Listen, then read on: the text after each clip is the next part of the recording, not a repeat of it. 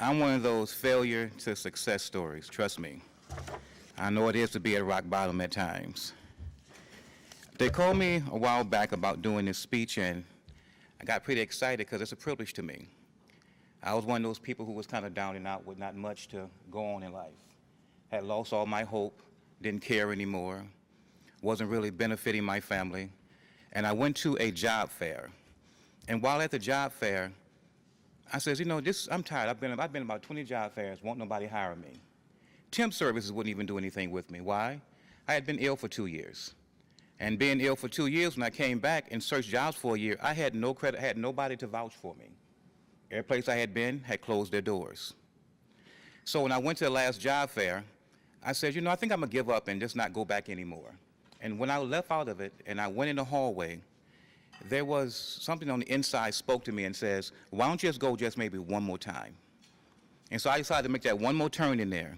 And I saw this young man over here, I believe his name is Tony, and he had this big smile on his face, something I had felt or saw in a long time in anybody. And I said, I want some of what he has. So I went over to the table. I wanted a job, and this brother was offering me a future. I ain't want no future, I just wanted a job. He said, why don't you go to Twin City Rise? I said, what is Twin City Rise? He says, I tell you what, it's a place, the same thing they did for me a year ago, I promise you in a year they can do for you. And I wanted that because he had this joy and this peace I had not had, and I needed it in my life. Now, the Twin City Rise accepted me into their program. Something came a little later I wasn't ready for. They did something nobody never did for me. They introduced me to me. I never met me before. I didn't even know what I was like, I didn't even know if they even liked me. But after they got to know me, I got to like who I was as a person. And they began to teach me my basic math and my basic other like writing skills and English skills I needed again. And as I began to learn those things in the program, I got into a thing called empowerment. And that was something very unique to me. Somebody told me for the first time in my life I had a right to be loved, I had a right to be important, I had a right to be valuable. Now everybody in life had gave up on me because here's a man, he don't have no job, he can't provide for his family, nobody really believed in me, I was in an all-time low. For somebody to come and tell me that, that's when I worked in my class the first time. I was Regina Ewan, and when she told me that, you have no idea what that did to me as a man. I went to a place, Twin Cities Rise is a place where you can go to, nobody judges you. They only want to make you better. They want to change you as a man and as a woman and give you a future. That's what they did for me. And when I left there, after about a year, they had me go for a job. I was gonna go back into customer service. They said, no, we don't think customer service is right for you. And I'm thinking to myself, excuse me, I know what I want to do with my life. They said, why don't you try a warehouse? And I went into a warehouse, and my life hasn't been the same. I have the privilege every day to work with people who don't have much and offer them food, clothing, a better chance at life. As a basic needs supervisor for Sabathani, I manage between 13 and 15 employees and volunteers every day. And then I get to impart into their lives because they know I have one rule in that department. I require peace. That's it. I require peace. Because empowerment gave it to me. So I give it to all those people who are around me every day of my life. One thing I'll never forget is the look on my wife's face. Think of a woman, 3 years, her husband won't have a job, and the ridicule she takes from everybody. 3 years. And then this man come home one day and tell his wife, I have a job. To see that burden lift from her shoulders was a joy that, oh, you have no idea. I never seen a woman that can change how she treat a man in an instance.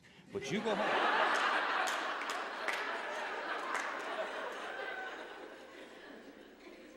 But if you go home and you have a job, it's different. And in closing, I don't want to hold you long, so in closing, this next piece I'm going to read for you word by word because I had to condense it because of what interns mean to me. For them sending them to Sabathani, what they have done to Sabathani. And I wrote down here, after being hired and proving myself at Sabathani Community Center, Twin City Rise allowed interns to train under me, and I count that a privilege. There are 3 interns entrusted to me.